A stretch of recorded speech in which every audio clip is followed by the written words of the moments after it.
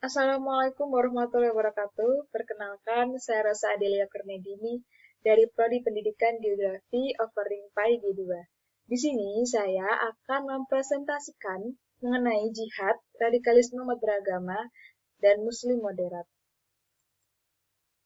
Kompetensi dasar sebagai capaian setelah mengikuti perkuliahan ini, mahasiswa diharapkan dapat memahami dan meyakini secara benar konsep jihad dan radikalisme agama, serta berperilaku sebagai muslim moderat.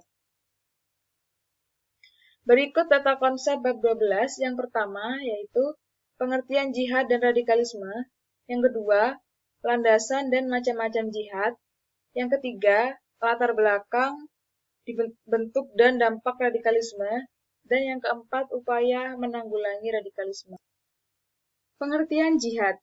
Kata jihad mengandung beberapa pengertian, baik pengertian literal maupun pengertian kontekstual. Di dalam Kamus Al-Mawrid, karya Al-Baqi, jihad berarti perang di jalan akidah atau keimanan.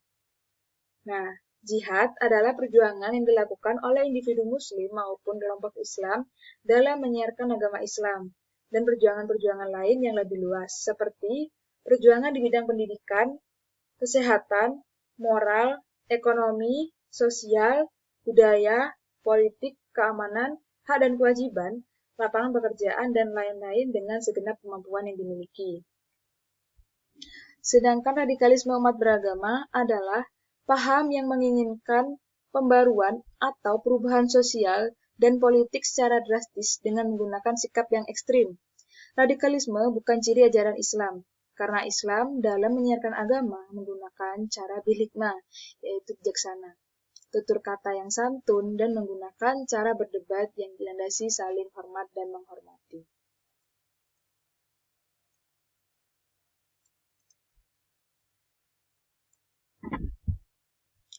Landasan jihad dalam Islam terdapat dalam kitab suci Al-Quran, hadis, dan ijtihad ulama. Landasan jihad yang berstatus hukum fardhu ain ini adalah firman Allah Subhanahu wa Ta'ala. Berikut kita dengarkan ayat berikut.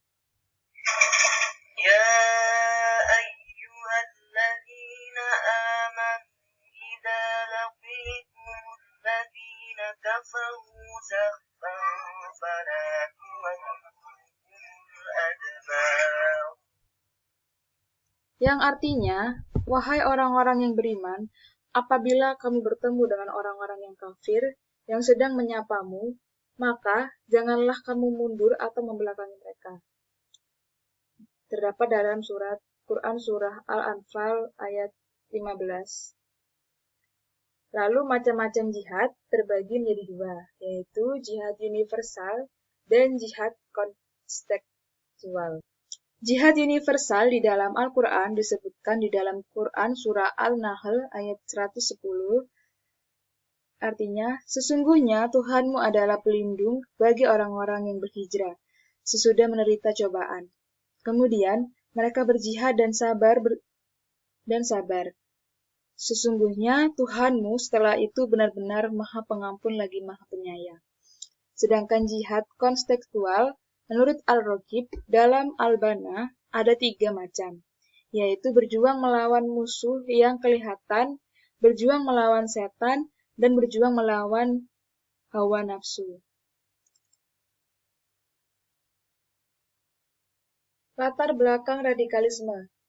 Bila diklasifikasi berdasarkan jenisnya, setidaknya ada 2 macam faktor latar belakang radikalisme umat beragama, yakni yang bersifat umum dan yang bersifat khusus. Latar belakang yang bersifat umum adalah bahwa di lingkungan umat beragama, apapun agamanya selalu terdapat kelompok fundamentalis, minoritas, militan, ekstrim, dan radikal. Beralih ke bentuk-bentuk radikalisme umat beragama ada beberapa jenis, yaitu yang pertama, aksi teror, bom bunuh diri, saling menyerang, aksi kekerasan, intimidasi, dan perlawanan terhadap pemerintahnya.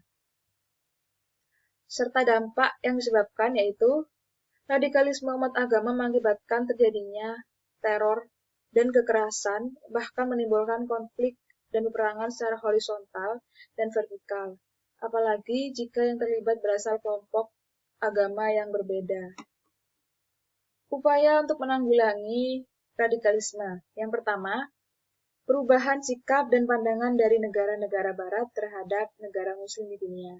Yang kedua, mengurangi dan menghapuskan kesenjangan sosial, ekonomi, politik, pendidikan, dan kebudayaan tingkat nasional, regional, dan internasional. Yang ketiga, reorientasi pemahaman agama yang tekstual, rigid, dan sempit menjadi pemahaman yang kontekstual, fleksibel, dan terbuka. Yang keempat, melakukan modernisasi kehidupan umat secara selektif. Yang kelima, menanamkan kesadaran setuju untuk tidak setuju dalam menyikapi pluralisme sosial, budaya, dan agama yang berkembang di tengah-tengah masyarakat dan bangsa. Muslim moderat. Muslim di Indonesia pada dasarnya adalah moderat dan toleran. Karena latar belakang masuknya Islam ke Indonesia yang damai lewat para pedagang Gujarat dan Arab.